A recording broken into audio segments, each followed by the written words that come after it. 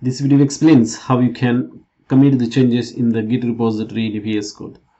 So if you have got the vscode project and you want to make some commits, it's very simple. So what I'm gonna do is I'm gonna make one change here.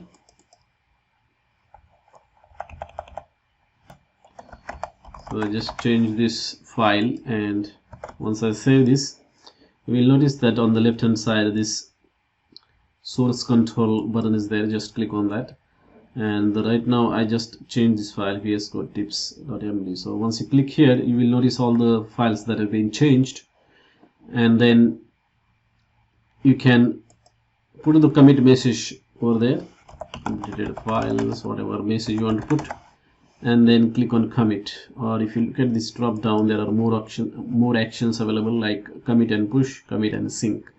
So when you commit and push, what happens is that this particular commit will be locked to the local repository, and also the changes will be pushed to the remote repository as well.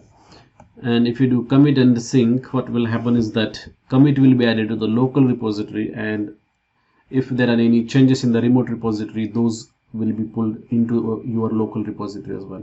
So there are these three options available there. But if you want to do simple commit, you can just click here on the commit button, and then that commit will be happening in the local repository. That's it. Thanks for watching.